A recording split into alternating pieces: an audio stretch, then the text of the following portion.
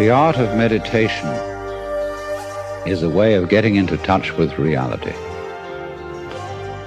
And the reason for it is that most civilized people are out of touch with reality because they confuse the world as it is with the world as they think about it and talk about it and describe it. For on the one hand, there is the real world,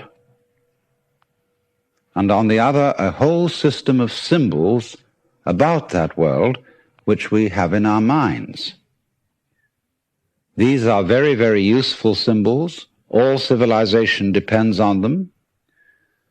But like all good things, they have their disadvantages, and the principal disadvantage of symbols is that we confuse them with reality, just as we confuse money with actual wealth, and our names about ourselves, our ideas of ourselves, our images of ourselves with ourselves. Now, of course, reality, from a philosopher's point of view, is a dangerous word. A philosopher will ask me, what do I mean by reality? Am I talking about the physical world of nature? Or am I talking about a spiritual world? Or what? And to that I have a very simple answer. When we talk about the material world, that is actually a philosophical concept.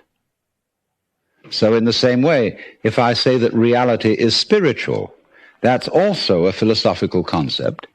And reality itself is not a concept. Reality is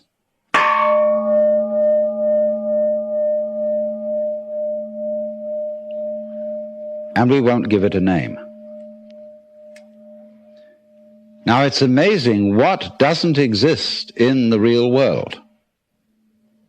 For example, in the real world, there aren't any things, nor are there any events.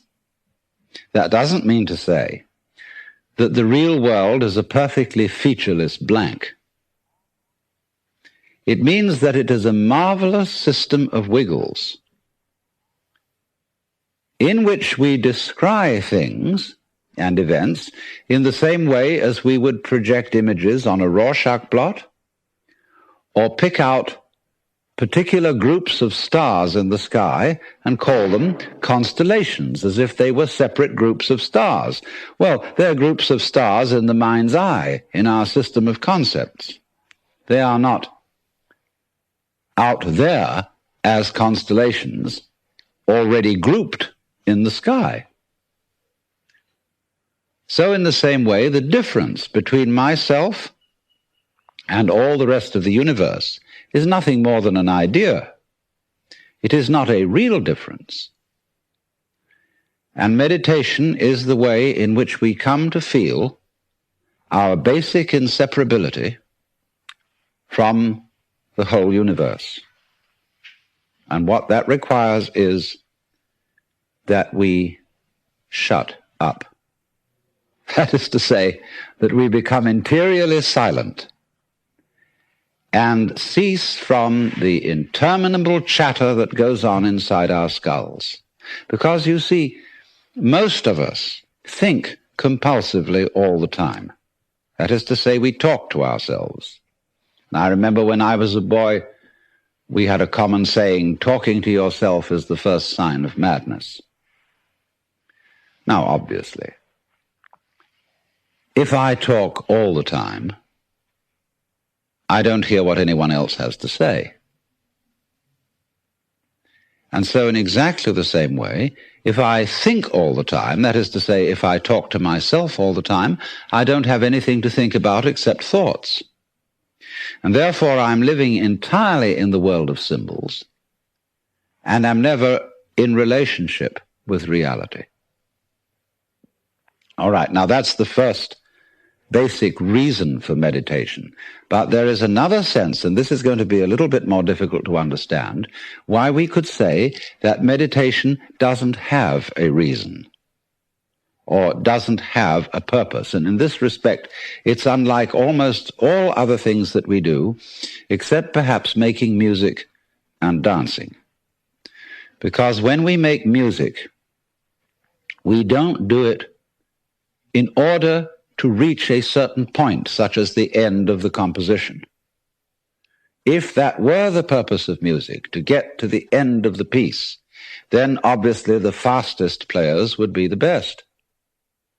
And so likewise, when we are dancing, we are not aiming to arrive at a particular place on the floor, as we would be if we were taking a journey. When we dance, the journey itself is the point. When we play music, the playing itself is the point. And exactly the same thing is true in meditation. Meditation is the discovery that the point of life is always arrived at in the immediate moment. And therefore, if you meditate for an ulterior motive, that is to say, to improve your mind, to improve your character, to be more efficient in life, you've got your eye on the future and you are not meditating. Because the future is a concept. It doesn't exist. As the proverb says, tomorrow never comes. There is no such thing as tomorrow. There never will be, because time is always now. And that's one of the things we discover when we stop talking to ourselves and stop thinking. We find there is only a present, only an eternal now. So it's funny then, isn't it, that one meditates for no reason at all, except we could say for the enjoyment of it. And here I would interpose the essential principle that meditation is supposed to be fun. It's not something you do as a grim duty. The trouble with religion, as we know it, is that it is so mixed up with grim duties. We do it because it's good for you. It's a kind of self-punishment.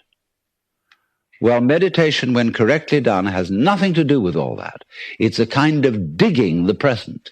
It's a kind of grooving with the eternal now.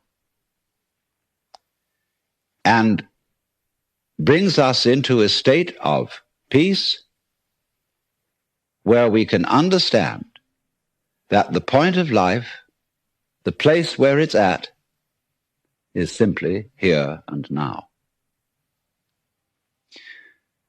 Well, now, in the art of meditation, there are various props, supports. One thing that we are going to use as a means of stilling chatter in the mind is pure sound. And for that reason, it's useful to have a gong.